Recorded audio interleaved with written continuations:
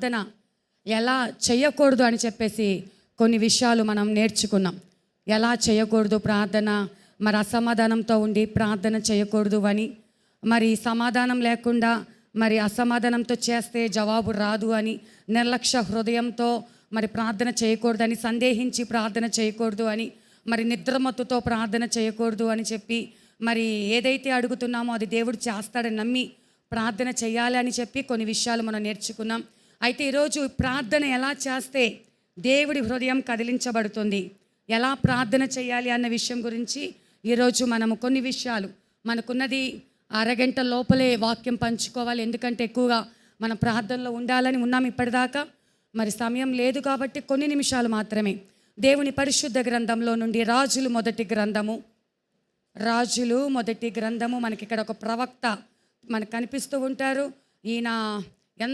ఆయన చేసే ప్రార్థన ఎంత బలమైనదో మొదటి రాజుల గ్రంథం 18వ అధ్యాయము గనక మనం చూసుకున్నట్లయితే, ఇక్కడ ఆ 18వ అధ్యాయం అంతా చదువుకుంటే 2 గుంపులు కనిపిస్తూ ఉంటాయి. యజబేలు పోషించుచున్న బయలుదేవత ప్రవక్తలు 450 మంది, ఆషేరాదేవి ప్రవక్తలు 400 మంది. మరి వీళ్ళందరూ కలిసి కర్మేలు పర్వతమునకు సమకూర్చబడతారు. ఇది ఎక్కడ ఉందంటే 18వ అధ్యాయము 19-20 వచనాల నుండి. అయితే ఇప్పుడు నువ్వు ఇశ్రాయేలు వారిని అందరినీ, యజబేలు పోషించుచున్న బయలుదేవతా ప్రవక్తలు 450 మందిని, ఆషేరాదేవి ప్రవక్తలైన 400 మందిని నా యొద్దకు కర్మేలు పర్వతమునకు పిలువనంపమని చెప్పాను. ఆహాబు ఇశ్రాయేలు వారందరి యొద్దకు దూతలను పంపి ప్రవక్తలను కర్మేలు పర్వతమునకు సమకూర్చను. ఇక్కడ వ్రాయబడి ఉన్నటువంటి మాట ఏంటంటే, మొత్తము మళ్ళీ ఇక్కడ యజబేలు పోషిస్తున్న ప్రవక్తలు 450 మంది, వీళ్ళు బయలుదేవత ప్రవక్తలు 400 మంది ఏమో అషేరాదేవి ప్రవక్తలు. మొత్తం కలిపి ఎంతమంది? 850 మంది ప్రవక్తలు ఉన్నారు. ఈ 850 మంది ప్రవక్తలకు కబురు పెట్టాడంట, ఇశ్రాయేలు దేశంలో ఆహాబు పోషిస్తున్న, యజబేలు పోషిస్తున్న వీళ్ళందరినీ కర్మేలు పర్వతానికి తీసుకొచ్చేయండి, ఎందుకంటే ఇక్కడ మనం ప్రార్థన చేయబోతున్నాము అని చెప్పి ఆ ప్రవక్తలందరినీ కూడా సమకూరిస్తే, ఇక్కడ 850 మంది ప్రవక్తలు ఒక పక్కనైతే 850 మంది ప్రవక్తలు ఒక పక్క నిలబడ్డారు. ఇక్కడ చూసుకుంటే ఎవరు నిలబడ్డారు అంటే, కనీసం 850 మందిలో 10% వేసుకున్న 85 మంది కూడా లేరు. కనీసం 1% వేసుకున్న 8 మంది కూడా లేరు. కేవలం ఒకే ఒక్కడు నిలబడ్డాడు. ఆ ఒకే ఒక్కడు ఏలియా ప్రవక్త. హల్లెలూయా. ఆ ఏలియా ప్రవక్త ఉండి ప్రజలతో అంటున్నాడు, ఇంకా ప్రార్థన చేయలేదు. ప్రార్థన చేయకముందు ఆ ప్రజలతో అంటున్నాడు, మీరెందుకు ఇంకా 2 మనసులు కలిగి ఇక్కడికి వస్తేనేమో, అమ్మో ఇశ్రాయేలు దేవుడు, యెహోవా దేవుడు గొప్పవాడు, ఆయన సర్వశక్తిమంతుడు, ఆయన అద్భుతాలు చేస్తాడని చెప్పి ఇక్కడికి వస్తేనేమో ఈ దేవుడు అంటారు. అక్కడికి వెళ్తే ఆహాబు యజబేలు ఏమైనా చంపేస్తారేమోనని భయపడిపోయి అక్కడికి వెళ్ళేమో వాళ్ళ దగ్గరికి వెళ్ళి మీ దేవతలకే మేము మొక్కుతాం అంటారు. ఎన్నాళ్ళు ఇలా జీవిస్తూ ఉంటారు? 2 మనసులతో ఎన్నాళ్ళు జీవిస్తూ ఉంటారు? ద్విమనస్సుతో ఎంతకాలం జీవిస్తారు? ఇప్పటికైనా ఒక్క మనసుతో నిలబడండి. జీవం కలిగిన దేవుడు ఎవరో మీరు గుర్తెరగండి, ఆయన దగ్గరికి రండి అని చెప్పి ప్రార్థన చేస్తూ ఉన్నప్పుడు, అయితే అక్కడ జరిగిన సందర్భం అంతా మీకు తెలుసు. అక్కడ ఏం జరిగిందో, అక్కడ ఎలాగైతే పశువును వధించారో, అక్కడ ఏ విధంగా ఏలియా ఒక్కడు నిలబడ్డాడు. ఇక్కడ మనకు అర్థమయ్యేది ఏంటి అంటే, లోకమంతా ఒక పక్కన ఉన్నా, లేదు నీ కుటుంబంలో నువ్వు ఒక్కడివే ప్రార్థనా పరురాలివి, మా ఇంట్లో ఇంకా ఎవరు దేవుణ్ణి నమ్ముకోలేదండి, మా వాళ్ళకి తెలియదండి అని అన్నా, కనీసం నిలబడిన నీవు రోషం కలిగి నిలబడ్డావా? దేవుని సన్నిధిలో ప్రార్థన చేసేటప్పుడు ఈ లోక సంబంధమైన దేవతలందరూ నా దేవుని ఎదుట గడగడలాడుతూ సాగిలపడి నమస్కరిస్తారు. నా దేవుడే నిజమైన దేవుడు, సజీవుడు, ఆయన జీవం కలిగిన దేవుడు, లేని వాటిని ఉన్న వాటిగా కలగచేయవాడు అని నువ్వు నమ్మినట్లయితే, అవసరంలా నీకు పెద్ద గుంపు, విస్తారమైన గుంపు ఉండాల్సిన అవసరం లేదు. రోషం కలిగి ప్రార్థించడానికి నీ ఒక్కదానివే చాలు, నీ ఒక్కడవే చాలు. నీ ప్రార్థన ఆలకించి దేవుడు జవాబు ఇవ్వటానికి సిద్ధంగా ఉన్నాడు. హల్లెలూయా. మనం ఎలా ప్రార్థించాలి అంటే రోషం కలిగి ప్రార్థించాలి. సమస్య ఎంత పెద్దదైనా, కష్టం ఎంత పెద్దదైనా, మన ఎదుట ఎంతమంది ఉన్నా, అయ్యో మా ఎదుట ఎంత బలమైన సమస్య ఉందని నువ్వు భయపడాల్సిన అవసరం లేదు. ఏలియా మనలాంటి మనుష్యుడే, కానీ ఆయన ప్రార్థన చేస్తే ఏ విధంగా కార్యాలు జరిగాయో. అయితే ఆయన ప్రార్థన చేసే ముందు ఒక పని చేశాడండి. ప్రార్థన చేసి ఆకాశం నుండి అగ్ని దిగి వచ్చేటప్పుడు ఒక పని చేశాడు. ఏంటి అంటే 18వ అధ్యాయం 30వ వచనం. అప్పుడు ఏలియా నా దగ్గరికి రండని జనులందరితో చెప్పగా జనులందరూ అతని దగ్గరికి వచ్చిరి. అతడు క్రింద పడద్రోయబడి ఉన్న యెహోవా బలిపీఠమును బాగు చేసి, చాలండి, రోషం కలిగి ప్రార్థన చేయాలి. రోషం కలిగి ప్రార్థన చేస్తానని సాతానా పో, దయ్యమా పో అంటే అవి పోదు, కానీ వచ్చి తిరగబడి మనలోనే ఏలుబడి చేస్తూ ఉంటుంది. ఎందుకంటే రోషం ఒకటి ఉంటే సరిపోదు. ఉత్తుత్త మాటలు మాట్లాడి నా దేవుడు గొప్పవాడు ఏదైనా చేస్తాడంటే సరిపోదు. రోషం కావాలి. ఆ రోషముతో పాటు పడిపోయిన నీ బలిపీఠాన్ని తిరిగి కట్టుకోవాలి. హల్లెలూయా. ఏ స్థితిలో అయితే మన ప్రార్థనా బలిపీఠము పడిపోయి ఉన్నదో, ఏ స్థితిలో అయితే మన పరిశుద్ధత కోల్పోయామో, ప్రార్థనా జీవితాన్ని పోగొట్టుకున్నామో, ఏ స్థితిలో దేవునికి దూరం అయ్యామో. నేను పర్ఫెక్ట్ అండి, దేవుని నమ్ముకున్న నాటి నుండి నాలో చిన్న తప్పు కూడా లేదు. నేను ఒక్క మిస్టేక్ కూడా చేయలేదు. నేను బాప్తిసం తీసుకున్న దగ్గర నుంచి ఇప్పటి వరకు చెప్పగలిగిన వారు ఎవరైనా ఉన్నారా? ఎప్పుడు ఏదో ఒక బలహీనత మనలోకి ప్రవేశించి, భర్తలో నుంచో, పిల్లల్లో నుంచో, స్నేహితుల్లో నుంచో ఒక బలహీనత మనలోకి ప్రవేశించి మనల్ని బలహీనులుగా చేయటానికి ఎన్నో రకాలుగా ప్రయత్నిస్తూ ఉన్నప్పుడు, మునుపు ఉన్నంత ప్రార్థన, మునుపున్నంత పట్టుదల, మునుపున్నంత ఆసక్తి లేకుండా మనం నీరసించిపోతున్నాం. అయితే దేవుడు అంటున్నాడు, నువ్వు రోషం కలిగి ప్రార్థన చేస్తే నేను నీ జీవితంలో అద్భుతములు చేస్తాను.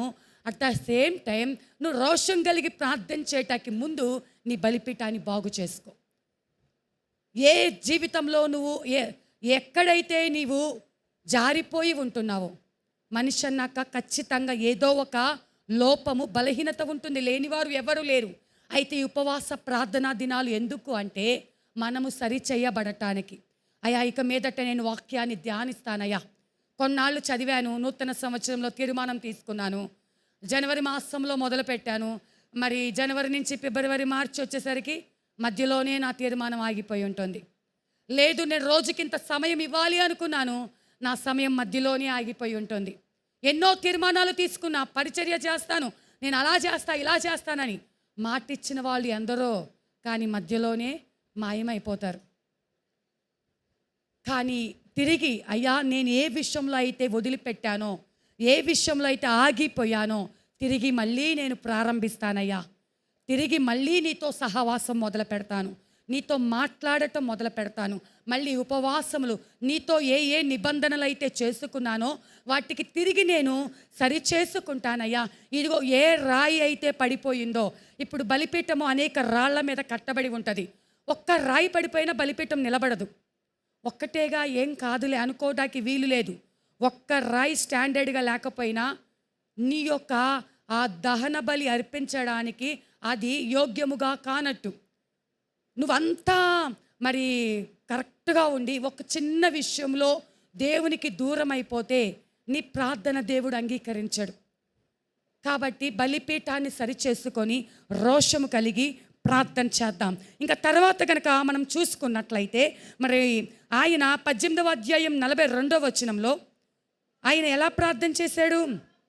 ఆహాబు భోజనము చేయబోయేను కానీ ఏలియా కర్మేలు పర్వతం మీదకు పోయి నేల మీద పడి ముఖము మోకాల మధ్య ఉంచుకొనేను. చాలమ్మా ఇక్కడ చూసుకుంటే ఎలా చేస్తున్నాడంట ప్రార్థన. ఇప్పుడు ప్రజలందరూ ఒక సమస్యతో ఎదుర్కొంటున్నారు. అప్పటికే దేవుని ఉగ్రత వచ్చి కరువు కాలం, 3.5 సంవత్సరాలు వర్షం లేదు భూమి మీద. ఇప్పుడు దేవుడు కార్యం జరగాలని కర్మేలు పర్వతం మీద ఆయన ప్రార్థన చేస్తే ఆకాశం నుండి అగ్ని దిగి వచ్చింది. అగ్ని దిగి వచ్చినా అయ్యా ఇదిగో నేను గ్రేట్, నేను రోషం కలిగి ప్రార్థన చేశా, ఇదిగో నేను చాలా గొప్ప ప్రార్థన చేశా, అందుకే అగ్ని దిగి వచ్చిందని ఆయన అనుకోలేదు. కానీ మోకాళ్ళ మీద పడి తల ఎత్తుటకయ్యా నీ వైపు నా ముఖం ఎత్తడానికి శక్తి లేదని 2 కాళ్ళ మధ్యలో ముఖాన్ని దించుకొని దేవుని సన్నిధిలో భారముతో ప్రార్థన చేసి ఉంటున్నాడంట. హల్లెలూయా. ఎందుకు ఇక్కడ ఏలియాకి ఏం తక్కువైంది, ఏలియాకి ఏం కొదువైనది అంటే, తన ప్రాణాన్ని సైతం లెక్క చేయకుండా రాజు ఎదుట నిలబడి అహాబు నువ్వు ఇంటికి వెళ్ళిపో, ఒక పెద్ద వర్షం పడబోతుంది, నువ్వు ఇక్కడ ఆగిపోతావు, నువ్వు వెళ్ళిపో అంటే అహాబు రథము కట్టించుకొని ఇంటికి వెళ్ళబోయే లోపల ఒక భయంకరమైనటువంటి వర్షం. అప్పటిదాకా 3.5 సంవత్సరాలు వర్షం పడలేదు. దేవుని ఉగ్రత చేత ఆకాశం మూతవేయబడి ఉంది. ఎప్పుడైతే ఏలియా తన ముఖాన్ని 2 కాళ్ళ మధ్యలో పెట్టుకొని మోకాళ్ళుని భారముతో ప్రార్థన చేశాడు. మీరు ఇక్కడ గమనించాలి, నేను సేమ్ అదే పొజిషన్లో ఉండి మీరు కూడా మోకాళ్ళ మీద ఉండి మోకాళ్ళ మధ్యలో తల పెట్టుకొని ప్రార్థన చేస్తే అద్భుతం జరిగిద్దని నేను చెప్పటం లేదు. ఇక్కడ మనం చూస్తే తగ్గింపుకి ఆయన ప్రార్థన చేస్తే ఆకాశం నుండి అగ్ని దిగి వచ్చింది. కానీ ఆయనలో ఎక్కడా కూడా ఆ చిన్న గర్వం కూడా కనిపించలేదండి. ఏ చిన్న గర్వం కనపడకుండా నీ ఆకాశము తట్టు కన్నులెత్తుటకు నాకు సరిపోదని తల దించుకొని ఒక భారం, ఏంటా భారమయ్యా ఏలియా గారు ఏమైందయ్యా అంటే ఆయనకేం కాలేదు, ఆయనకేమీ కొదువలేదు. కొదువైనది ఏంటంటే ప్రజలు కరువుతో ఉన్నారు. ప్రజలు ఎలా ఉన్నారండి? కరువుతో అలాడిపోతూ ఉన్నారు. ప్రజలు కన్నీరు కారుస్తున్నారు. ఎన్నో మరణాలు, ఎంతో శ్రమ వారు అనుభవిస్తున్నారు. ఆ భారమును బట్టి ఏలియా ప్రార్థన చేయగలిగాడు. మరి ఈ ఉపవాస ప్రార్థనా దినాలలో మనము భారంతో ప్రార్థన చేస్తున్నామా? మనకేం తక్కువ లేదండి, చాలా దేవుడు కృపను బట్టి బాగానే ఉన్నాము. మరి నాకంటే ఎంతోమంది సీనియారిటీ కలిగి 12 ఏళ్ళు 10 ఏళ్ళు 8 ఏళ్ళు 9 ఏళ్ళు కలిగిన దైవ సేవకులు ఉన్నారు. వాళ్ళు పైన వాళ్ళ నాన్నగారు సంఘాలు అలా ఉన్నవారే, లేకపోతే వారు పుట్టుకతో క్రైస్తవులే, జ్ఞానం కలిగిన వారే. కానీ ఈనాడు చూస్తే వాళ్ళకి సంఘాలు లేవు, పరిచర్య లేదు, ఇలా ప్రార్థనలు లేవు. వాళ్ళు ఆశ్చర్యపోతున్నారు, అసలు ఏంటండి మీ ధైర్యం ఏంటండి? మీరు ఇలా ప్రార్థనలు పెడతారు, జనాలు వస్తారంటారా? ఉపవాస ప్రార్థనలు ఇన్ని రోజులు పెడితే జనాలు వస్తారంటారా? మీరు ఎలా, అసలు ఎంత మీకు ధైర్యం ఏంటండి అని అడుగుతున్నారు. ఒకటే, మనము భారం కలిగి ఉన్నది. నేను అడుగుతూ ఉన్నాను, ప్రభువా నాకు ఇంకొక డాబా కావాలో లేకపోతే ఇంకో స్థలం కొనేసేయాలి కాదు. ప్రభువా నా ప్రజలు దీవించబడాలయ్యా, నా ప్రజలకున్న సమస్యలు విడిపించబడాలయ్యా, సంఘములో కార్యాలు జరగాలయ్యా, సంఘములో మూత వేయబడి పరిస్థితి కనపడుతుందయ్యా. ఎంతోమంది బిడ్డల కోసం కన్నీరు కారుస్తున్నారు, ఉద్యోగాలు లేక కన్నీరు కారుస్తున్నారు, వివాహాల కోసం కన్నీరు కారుస్తున్నారు, అప్పుల బాధతో కన్నీరు కారుస్తున్నారు. నేను ఇలా ఉండను ప్రభా, నా సంఘం కోసం నేను ఏం చేయాలి ప్రభా, నా సంఘం పక్షాన నేను ఏం చేస్తే నా సంఘం దీవించబడుతుందయ్యా, నా ప్రజలు దీవించబడతారయ్యా, ఈ ప్రాంతము దీవించబడుతుందయ్యా అని దేవుని దగ్గర కనిపెట్టి ప్రార్థన చేస్తే, ఎట్టి రీతిగా అయితే శరీరమును నలగొట్టుకొని కడుపు మార్చుకొని ఆయన పాదముల యొక్క భారముతో ప్రార్థన చేస్తే దేవుడు అద్భుతాలు చేస్తానని ఆయన మాట్లాడితే, ఆయన మాటను ఆధారముగా తీసుకొని ఇట్టి రీతిగా ఈ ప్రార్థనలు పెడితే గత కాలంలో 21 దినాల ఉపవాస ప్రార్థనలో దేవుడు ఎంతోమందికి ఉద్యోగాలు ఇచ్చి, ప్రార్థనలకు జవాబులు ఇచ్చి, క్యాన్సర్ పేషెంట్లను ముట్టి ఎన్నో అద్భుతాలు దేవుడు కార్యాలు చేసి ఉంటున్నాడు. ఈ 40 దినాల ప్రార్థనలో కూడా కార్యం చేయాలి అంటే ఇక్కడున్న మనమందరం మన కోసమే చేసుకోవడానికి స్థలానికి రాలేదండి. మన భారం ఏంటంటే మన ఇంటి వారికి రక్షణ లేకపోతే వారు రక్షించబడాలి, మన బంధువులు రక్షించబడాలి, మన ప్రాంతం రక్షించబడాలి. అయ్యో వీరు దేవుణ్ణి ఎరగక నశించిపోతున్నారే, వీరు దేవుని ప్రేమను తెలుసుకోవాలన్న భారము. నువ్వు ఎలా ప్రార్థన చేయాలంటే రోషం కలిగి ప్రార్థన చేయాలి. నువ్వు ఎలా ప్రార్థన చేయాలంటే నీ బలిపీఠమును సరిచేసుకొని ప్రార్థన చేయాలి. నువ్వు ఎలా ప్రార్థన చేయాలంటే నీ నిమిత్తమే కాకుండా మరి ఎవరైతే సమస్యల్లో ఉంటున్నారో వారి కోసము భారము కలిగి ప్రార్థన చేయాలి. హల్లెలూయా. మరి తర్వాత కనుక చూసుకున్నట్లయితే మరి హెబ్రీలకు రాసినటువంటి పత్రిక 5వ అధ్యాయము 7వ వచనము. హెబ్రీలకు రాసిన అమ్మా, శరీరధారి అయిన దినములలో మహారోదనముతోనూ కన్నీళ్లతోనూ తన్ను మరణం నుండి రక్షింపగలవానికి ప్రార్థనను యాచనలను సమర్పించి భయభక్తులు కలిగి ఉన్నందున ఆయన అంగీకరింపబడెను. చూడండి, ఇంకొక మాట చదువుదాం. ఇది ఇలాగే చేయి అడ్డు పెట్టుకోండి. 6వ కీర్తనల గ్రంథం 6వ అధ్యాయం 6వ వచనం. మళ్ళీ అక్కడికి వద్దాం. అక్కడ నేను మూలుగుచు అలసి ఉన్నాను, ప్రతి రాత్రియు కన్నీరు విడుచుచు నా పరుపు తేల చేయుచున్నాను. నా కన్నీళ్ల చేత నా పడక కొట్టుకొని పోవచ్చున్నది. చాలండి. ఇక్కడ చూసుకునే విషయం ఏంటంటే, దావీదు గారు రాస్తున్నటువంటి మాట, నేను మూలుగు చాలసి ఉన్నాను, ప్రతి రాత్రియు కన్నీరు విడుచుచు నా పరుపు తేల చేయుచున్నాను, నా కన్నీళ్ల చేత నా పడక కొట్టుకొని పోవచ్చున్నది.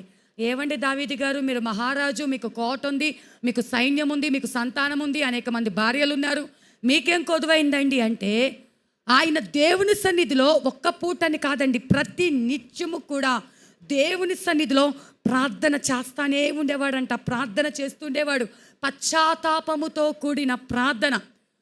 తనలో ఉన్నటువంటి అవిధేయతను బట్టి, తనలో ఉన్నటువంటి లోపమును బట్టి, తను చేసిన పాపమును బట్టి దేవుని దగ్గర ఎప్పుడు కన్నీరు కారుస్తూ. క్రైస్తవులను చూసి కొంతమంది ఎగతాళి చేస్తున్నారు. ఏడుపు గొట్టు మొహాలు ఎప్పుడు ఏడుస్తూనే ఉంటారు. మరి దరిద్రమే, ఏడిస్తే ఇంటికి దరిద్రం అని. మనం ఎంత ఏడిస్తే వారికి అంత ఆశీర్వాదం. హల్లెలూయా. మన కన్నీరు వారికి అది ఆశీర్వాదంగా మార్చబడుతుంది. తెలియని వారు వాళ్ళు అనుకుంటున్నారు. అయితే ఈ కన్నీటిలో కొంతమందికి కన్నీటితో ప్రార్థన చేయాలంటే ఎప్పుడు కన్నీరు వస్తుందో తెలుసా? ఎవరన్నా తిడితే కన్నీరు వస్తుంది.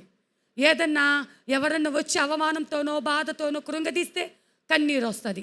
నష్టం కలిగితే కన్నీరు వస్తుంది. కానీ అలాంటి శరీర సంబంధమైన కన్నీరు చేత దేవుని హృదయం కదిలించబడదు. కన్నీరు ముఖ్యమే, కన్నీటి ప్రార్థన చెయ్యాలి. కానీ కన్నీరు నీకు ఎందుకు వస్తుంది? నీ సమస్యను బట్టి వస్తుందా? నిన్ను ఎవరో తిట్టారని వస్తుందా? నీకున్న అప్పును బట్టి వస్తుందా? నీకున్నటువంటి బలహీనతను బట్టి వస్తుందా?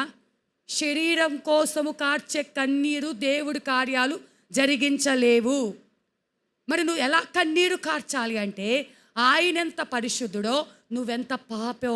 అయ్యా, నీ ఎదుట నేను ఘోర పాపిని ప్రభా, నాలో ఇంత అపవిత్రత ఉంది ప్రభా, ఇదిగో ప్రభా నువ్వు నన్ను అంగీకరించినందుకు స్తోత్రాలయ్యా, నా కోసం సిద్ధపరచబడిన పరలోక రాజ్యమును బట్టి మీకు స్తోత్రాలయ్యా, ఇదిగో నశించిపోతున్న ఆత్మలను చూస్తే ఒక వేదన కలుగుతుందయ్యా అని నిన్ను బట్టి కాక, నీ అవసరాలను బట్టి కాక, నీ హృదయము దేవుని సన్నిధిలో అంగీకరించబడాలి అని ప్రార్థన చేయాలంట. ఎలా అంటే, ప్రతిరోజు కన్నీరు కారుస్తానే నీ పరుపు తేలి ఆడినట్లుగా మరి దావీదు గారు ప్రార్థన చేశారు. దావీదు గారు ప్రార్థన చేసి ఉంటున్నారు. మరి మనము కన్నీటి ప్రార్థన చేస్తున్నామా? అయితే 2 విషయాలు. నువ్వు దేనికోసం కన్నీరు కారుస్తున్నావు? నీ అవసరతల కోసం కన్నీరు కార్చొద్దు, దేవుని కోసం కన్నీరు కార్చు. దేవా, నీ అభిషేకంతో నన్ను నింపు ప్రభా, నీ ఆత్మతో నింపు ప్రభా. ఆయన ప్రేమను తలపోసుకుంటే నీ కన్నీళ్ళు ఆగవండి. నా మట్టుకు నేను ప్రభా, నేను ఒకప్పుడు నా పరిస్థితి అయ్యా, ఒకప్పుడు నా పరిస్థితి, నువ్వెంత గొప్ప దేవుడు అయ్యా. డాక్టర్ల మాట రద్దు చేసి, మనుషుల మాట రద్దు చేసి, అవమానాలు కొట్టివేసి, అన్నీ కొట్టివేసి నన్ను ఇంత స్థితిలో నిలబెట్టావు కదా, ఏమిచ్చిన రుణం తీర్చగలమని చెప్పి అలా ఆ ప్రేమను తలపోసుకోగానే కన్నీరు ఆటోమేటిక్గా వచ్చేస్తూ ఉంటుంది. యేసు ప్రభుల వారు ఇందాక చదువుకున్నాం, హెబ్రీలకు రాసిన పత్రిక 5వ అధ్యాయము 7వ వచనంలో చూసుకుంటే, ఆయన ఈ భూమి మీదకు శరీరధారిగా వచ్చినప్పుడు ఎలా వచ్చాడు? మనలాగే ఉన్నాడు. శరీరము, మాంసము, రక్తము, మనస్సు కలిగి, అన్నీ కలిగి మనం ఎలాగున్నామో ఆయన అలాగే వచ్చాడు. అయితే ఆయన ఎందుకు వచ్చాడు? మన పాపముల కోసం వచ్చాడు. అయితే ఆయన అంత పరిశుద్ధుడు, ఆయనలో ఏ మచ్చ ముడత డాగు లేదు, ఏ లోపము లేదు, ఏ తప్పు చేయలేదు. అయితే ఆయన తండ్రి అయిన దేవుడు అంగీకరించబడటం కోసం మహారోదనంతో ప్రార్థన చేశాడంట. ఆయనే అంగీకరించబడాలి అంటే, ఆయన ఏ పని మీద వచ్చాడో అది నెరవేర్చబడాలి అంటే, తండ్రి అయిన దేవునికి మహారోదనము చేసి కన్నీరు కార్చి అంగీకరించబడ్డాడంట. మరి మనం ఎంతండి? చాలామంది బోధ ఏంటో తెలుసా? ఏడవలసిన పని లేదండి. దేవుడు మీకోసం ప్రాణం పెట్టేశాడు, మీకోసం రక్తం గార్చాడు. నీకు దేవునికి సమస్తము సంతోషమే. ఎల్లప్పుడూ ఆనందించుడి, ఎల్లప్పుడూ సంతోషించుడి. నిజమే, దేవుని బట్టి ఆనందించాలి, ఆత్మలో ఆనందించాలి, ఆత్మలో పరవశించాలి, వాగ్దానాలు చేత పట్టుకొని పరవశించాలి. అంతేగాని ఇల్లు కొనుక్కున్నావనో బంగారం చేయించుకున్నావనో దాన్ని బట్టి కాదు. లేకపోతే చేయాల్సినంత చేసేసి ఎవరో చెప్తున్నారండి, మరి వాళ్ళ పేర్లు మనకు అవసరం లేదు, కానీ సినిమాలు హాల్కి వెళ్ళి చూడకూడదంట, ఇంట్లో చూడొచ్చంట. మళ్ళీ ఇంట్లో చూడొచ్చంట. మళ్ళీ భయపెట్టే సినిమాలు చూడకూడదంట, దయ్యం సినిమాలు. మామూలు సినిమాలు చూడొచ్చంట. ఏంటండి సేవకులు చెప్తున్నారు మాట, పెద్ద సేవకులు చెప్తున్నారు ఆ మాట, పేరు కలిగిన వారు. ఏంటి అంటే సాతాను ఏలుబడి చేస్తూ, ఎందుకంటే నాలాంటి వాళ్ళు చెప్తే అంతమంది చూడరేమో, అంతమంది దగ్గరికి వెళ్ళదేమో. ఒకవేళ అదే పేరు కలిగిన వాళ్ళు చెప్పారనుకోండి, వేలకు వేలు వ్యూస్ వచ్చేస్తాయి. సాతాను యొక్క కుయుక్తి ఏంటంటే అలాంటి వాళ్ళను ఆధారము చేసుకొని వేల ఆత్మలను ఒకటేసారి పడగొట్టాలని. ఇప్పుడు యవనస్తులు ఆ సేవకుడిని వెంబడించే యవనస్తులందరూ ఏమనుకుంటారండి? అయితే చూడొచ్చు అనమాట. ఇప్పటిదాకా ఊరికి మా అమ్మ నన్ను విసిగించింది, మా అబ్బాయి ఇంకా వీడియో చూడలేదు, లేకపోతే మా అమ్మ షార్ట్లు కూడా చూడనివ్వదు, చక్కగా ఆ సేవకుడైతే సినిమాలే ఇంట్లో కూర్చొని చూడొచ్చు అని చెప్పాడు అనుకొని మా అబ్బాయి నన్ను అడిగేవాడు, ఇంకా చూడనట్టున్నాడు వాడు ఆ వీడియోని. ఇప్పుడు వెంబడిస్తున్న యవనస్తులందరూ ఏమనుకుంటారు? చెప్పినా అయితే మా పాస్టర్ గారు తప్పు చెప్పారు, మా పాస్టర్మ్మ గారు తప్పు చెప్పారు, ఇంతకాలం మేము సినిమాలకు వెళ్ళకోకుండా ఆగిపోయాము, మాకు ఇష్టమైన హీరో సినిమా అని వాళ్ళు అనుకుంటారు. కానీ సత్యం ఏంటంటే, నువ్వు సినిమా హాల్కి వెళ్ళి పళ్ళోడ కొట్టుకుంటే ఏమైంది, ఇంట్లో కూర్చుకుని పళ్ళోడ కొట్టుకుంటే ఏమైంది?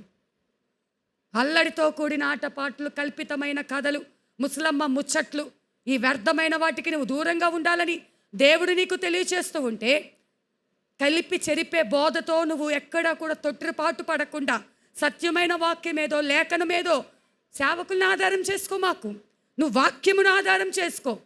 పరిశుద్ధ గ్రంథమే నీ ఆధారం. పరిశుద్ధ గ్రంథంలో ఉన్న మాట నిన్ను ఆదరించేది, నిన్ను బలపరిచేది, నిన్ను ఓదార్చేది. దానిని ఆధారం చేసుకొని మనం ముందుకు వెళ్ళాలి. మరి అంతా పరిశుద్ధుడైనటువంటి దేవునికే అంగీకరించబడటానికి మహారోదనము చేస్తే, మరి నీకు రోదనం అవసరం లేదా? నీకు కన్నీరు అవసరం లేదా?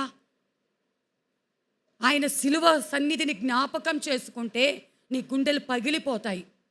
కాబట్టి కన్నీటితో మనము ప్రార్థన చేయాలి, కన్నీటితో ప్రార్థన చేయాలి. ఇంకోటి చూసుకున్నట్లయితే యాకోబు పత్రికలో ఉంటుంది 5:17లో, యాకోబు పత్రిక 5:17లో ఏమని ఉందంటే, అక్కడ ఆసక్తితో అక్కడ మరి ఏలియా గారు కనుక చూసుకుంటే చదవండి అమ్మా, 5:17 చదవండి అమ్మ. ఏలియా మన వంటి స్వభావము కలిగిన మనుష్యుడే వర్షింపకుండునట్లు ఆసక్తితో ప్రార్థన చేయగా 3.5 సంవత్సరములు వర్షము భూమి మీద వర్షింపలేదు. అతడు మరలా ప్రార్థన చేయగా ఆకాశము వర్షమించి. మనలాంటి మనుష్యుడు ఏలియా. ఇప్పుడు దైవ సేవకులు ఎలా ఉన్నారు? ఆయన కూడా అప్పటి కాలంలో ఒక దైవజనుడు, కానీ ఆయన ప్రార్థన చేస్తే ఎలా చేశాడు? ఆసక్తితో ప్రార్థన చేస్తే 3.5 సంవత్సరాలు ఆగిపో ఆకాశం అంటే, ఒక ఆకాశము ఆ యొక్క సేవకుడు మాట విందంట. సేవకుడు మాట ఆలకించి 3.5 సంవత్సరాలు వర్షం పడలా. మళ్ళీ అదే దైవ సేవకుడు ఇందాక మనం చెప్పిన విధంగా ప్రార్థన చేస్తే మళ్ళీ సమృద్ధైన వర్షం పడిందంట. మరి ఆ ఆసక్తి, ఆయన మనుష్యుడే, మనము మనుష్యుడమే. ఆయన ఆరాధిస్తున్న దేవుడు ఒక్కడే, మనం ఆరాధిస్తున్న దేవుడు ఒక్కటే. కాబట్టి మనలో అత్యాసక్తి లేకపోతుంది, అది కొదువుగా ఉంటుంది. నువ్వు ఎలా ప్రార్థించాలంటే ఆసక్తితో, దేవుడు ఖచ్చితంగా నా జీవితంలో కార్యం చేస్తాడని అత్యాసక్తితో నువ్వు ప్రార్థన చేయాలి. ఖచ్చితంగా నీ జీవితంలో అద్భుతములు చేయుటకు ఆయన సిద్ధంగా ఉంటున్నాడు. నీ ప్రార్థనకు జవాబు ఇవ్వటానికి ఆయన సిద్ధంగా ఉంటున్నాడు. ఇంకా చూసుకున్నట్లయితే రోమాపత్రిక 12:12లో ఉంటుంది. రోమాపత్రిక 12:12 నిరీక్షణ గలవారై సంతోషించుచు, శ్రమయందు ఓర్పు గలవారై, ప్రార్థన యందు పట్టుదల కలిగి ఉండండి. మరి తర్వాత మాట ఏంటంటే, పట్టుదలతో ప్రార్థన చేయాలి. అయితే ఈ పట్టుదల పట్టుదలతో ప్రార్థన చేయమంటే అన్నీ బాగుంటే ఓకే చేస్తాం. మరి మా మేనమామ గారు హాస్పిటల్లో ఐసీయూలో ఉన్నారని చెప్పాను కదండి. అయితే అక్కడ ఒక సహోదరి కోసం, ఆమె పేరు మునేశ్వరి, యవనస్తురాలు, వయసు 23 సంవత్సరాలంట. ఇద్దరు యవన బిడ్డలు. మీకు చెప్పా మొదటి రోజే ఇస్రాకులు కుడుతూ కుడుతూ చేయి పడిపోయిందని.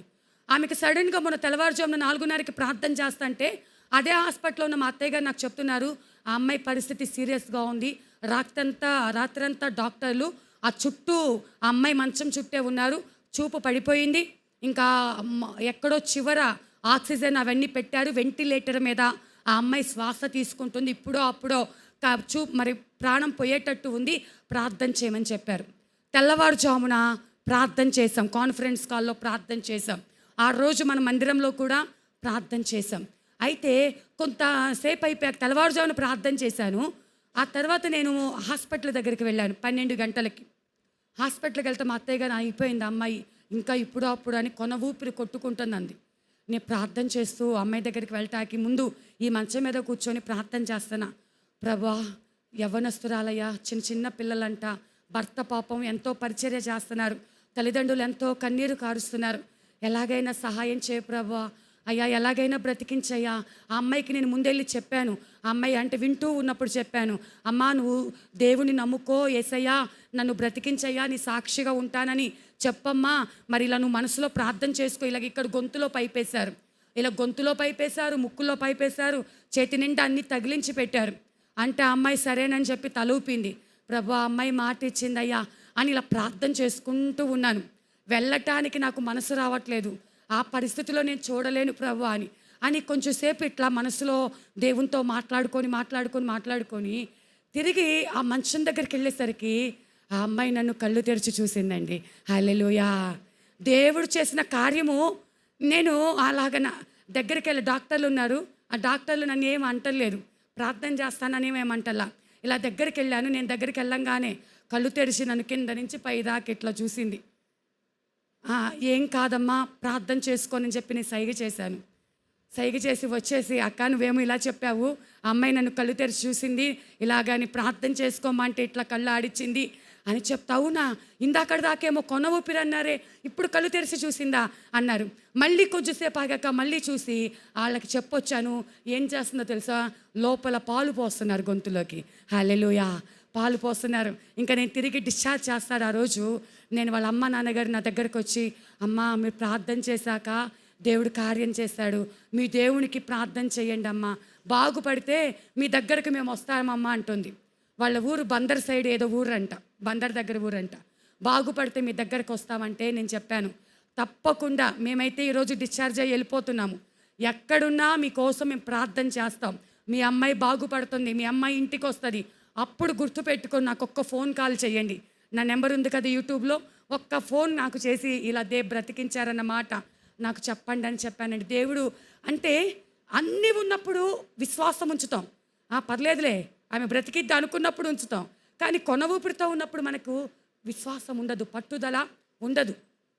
కానీ దేవంటున్నాడు, శ్రమలో ఓర్పు కలిగి, పట్టుదల కలిగి, అది కాదు అన్నప్పుడే, అది అవ్వదు అన్నప్పుడే, అది జరగదు అన్నప్పుడే, నీ ధైర్యం సరిపోకపోతున్నప్పుడే, నీ గుండె ధైర్యం లేదు, నా వల్ల కాదు, నేను అసలు ఎదుర్కోలేని ఆ పరిస్థితి, కానీ అలాంటి సమయంలోనే నువ్వు విశ్వాసముతో నీ చుట్టూ ఉన్నదాన్ని బట్టి ప్రార్థన మార్చుకోవద్దు, నీ చుట్టూ ఉన్నదాన్ని బట్టి ప్రార్థన మార్చుకోవద్దు. కొంచెం కళ్ళు తెరిచి చూస్తే ఒకలాగా, కళ్ళు మూసుకొని కొన ఊపిరితో కొట్టుకుంటుంటే ఒకలాగా, అలా కాదు. ఒక్కటే విశ్వాసం, నా దేవుడు బ్రతికించుటకు శక్తిమంతుడు. హల్లెలూయా. నా దేవుడు నా ప్రార్థన ఆలకించి అద్భుతములు చేసే దేవుడు. పట్టుదలతో ప్రార్థన చేయాలి. అన్ని బాగున్నప్పుడు కాదు, శ్రమలో ఓర్పు కలిగి, సహనము కలిగి ప్రార్థన చేయమని దేవాది దేవుడు సెలవిస్తూ ఉంటున్నాడు. ఇంకా చూసుకున్నట్లయితే చివరిగా ఒక మాట చూసి మనం ముగించుకుందాం. కొరింథీయులకు రాసినటువంటి మొదటి పత్రిక 14వ అధ్యాయము 15వ వచనం. ఆత్మలో ప్రార్థన చేతును, మనస్సుతోనూ ప్రార్థన చేతును, ఆత్మతో పాడుదును, మనస్సుతో పాడుదును. ఇక్కడ చివరిగా చెప్తున్న మాట ఏంటంటే ప్రార్థన గురించి.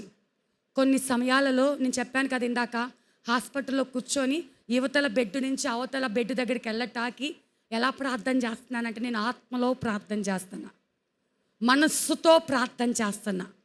గంభీరమైన పదాలు అవసరం లేదు దేవునికి ప్రార్థన చేయటానికి. కొంతమంది నాకు ప్రార్థన రావట్లేదండి. ఏంటి ప్రార్థన రావటం? నువ్వు మీ అమ్మకి ఎలా బాధ చెప్పుకుంటావు? నువ్వు మీ నాన్నకి ఎలా బాధ చెప్పుకుంటావు? నువ్వు ప్రేమించే స్నేహితులకు, నీ భర్తకు నీ బాధ ఎలా చెప్పుకుంటావు? అలా చెప్పుకోవటమే ప్రార్థన అంటే. మనసాహార ఒక మనిషి కోసం నువ్వు మనసు విప్పి దేవునితో మాట్లాడుకోవటమే.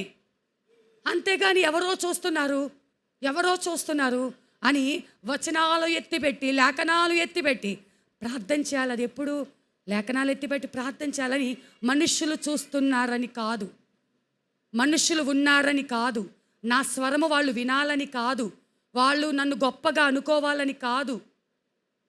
నువ్వెప్పుడు కూడా ఆత్మతో ప్రార్థన చేయాలి, మనస్సుతోనూ ప్రార్థన చేయాలి. ఆత్మలో స్తుతించాలి, మనసులోనూ స్తుతించాలి. కేవలము పెదవులతో కంటికి కనపడే చేసేదే కాదు. ఎల్లప్పుడూ నీ హృదయంలో ఒక మొర పెడతానే ఉండాలి. ఉపవాస ప్రార్థన దినాలు చాలామంది ఉపవాసం ఉంటున్నారు, తప్పని పరిస్థితి, ఉద్యోగాలకు వెళ్తున్నారు. మరి ఏం చేయాలి? ఆత్మతో ప్రార్థన చేయాలి, మనస్సుతో ప్రార్థన చేయాలి. ఆత్మ మొరపెడతానే ఉండాలి. ఒక అనుభవం నేను ఎదుర్కొన్నానండి. నేను ఇక్కడికి సేవకు రాకముందు ఒక రాత్రి నేను అక్కడ 40 దినాలు ఉపవాస ప్రార్థనలో ఉంటున్నాను. మరి ప్రార్థన చేసి పడుకున్నాను. నేనైతే బాగా మంచి నిద్రలో ఉన్నాను, కానీ నా ఆత్మ మాత్రము ఏదో దేవుని దగ్గర మాట్లాడుకుంటున్నట్టే ఉంది. సడన్గా మెలకు వస్తే, అదేంటి ఇప్పటిదాకా నేను ప్రార్థన చేసుకున్నాను కదా, ఏంటి టైం ఎంత అయింది అనుకుంటున్నా. మళ్ళీ మంచం మీద పడుకోనే ఉన్నాను. నీ హృదయంలో ఆ ఆశ కలిగి ఉంటే, నీ శరీరం అలసిపోయి సొమ్మసిల్లిపోయినా నీ ఆత్మ మాత్రం దేవునితో మాట్లాడుతూనే ఉంటుంది. హల్లెలూయా. నువ్వు అనుభవం గుండా ప్రయాణం చేయాలి. శరీరం సహకరించదు, ఆ శరీరం బలహీనమైపోయి అలసిపోయి, మరి ఇప్పుడున్నటువంటి పరిస్థితులు బట్టి, శరీర బలహీనతలు బట్టి మోకరించలేక, మరి కూర్చోలేక, నడుము నొప్పి అని, మరి ఉపవాసం ఉండి నీరసించిపోయి, షుగర్ అని, బీపీ అని, ఎన్నో వ్యాధులు. అలా అని చెప్పి శరీరం బలహీనంగా ఉంది, దేవుడు నా ప్రార్థన వినడు అని కాదు. అన్నీ బాగున్నప్పుడు నువ్వు శరీరము నెగ్లెక్ట్గా, ఇప్పుడు సపోజ్ ఉంది, మోకాళ్ళు బాగా నొప్పిగా ఉంది, మోకాళ్ళు పట్టేసింది అక్కడ, కానీ ఆ కాలు జాపుకుంటే దేవుడు నా ప్రార్థన వినడేమో కాదు. అక్కడేంటి పరిస్థితి? మోకాలు పట్టేసింది, నువ్వు అసలు తిప్పుకోలేని పరిస్థితిలో ఉన్నావు. కొంతమంది ఉంటారు కావాలని కాళ్ళు జాపుకోవడానికి నెగ్లెక్ట్గా, నిర్లక్ష్యంగా, గర్వంగా ఎలాగైనా కూర్చోవచ్చని దేవుడి యందు భయభక్తులు లేకుండా కూర్చున్న వారు ఉంటారు చూసారా, వారికి దేవుడి శిక్ష వస్తుంది. అంటే 2 రకాలు. మన శరీరం ఏంటో మన తండ్రికి తెలుసండి. ఆయన అంత కోపిష్టివాడు కాదు మన దేవుడు. మన మనసు అర్థం చేసుకుంటాడు, మన శరీరాన్ని అర్థం చేసుకుంటాడు, మన బాధను అర్థం చేసుకుంటాడు. నువ్వేదో స్ట్రిక్ట్గా ఇలా చేయాలి అలా చేయాలి కాదు. మనస్సుతో ప్రార్థన చేయి, ఆత్మతో ప్రార్థన చేయి. ఆయన మనసు ఏంటో తెలుసుకో, ఆయనకి ఇష్టమైనట్టుగా ఉండు, ఆయన హృదయ వాంఛలు ఎరిగి ఉండు. ఆయన చిత్తము నువ్వు చేస్తే దేవుడు అద్భుత కార్యాలు చేస్తాడు. హల్లెలూయా. కాబట్టి మన ప్రార్థన ఇక మీదట మనము సంపూర్తిగా, ఆల్రెడీ మీరు అందరూ చేస్తున్నారు, ఇంకా చిన్న చిన్న లోపాలు ఉంటే సరి చేసుకుందాం. అట్టి కృప దేవుడు మనందరికీ అనుగ్రహించునుగాక. ఆమేన్. లేచి నిలబడినట్లయితే చివరిగా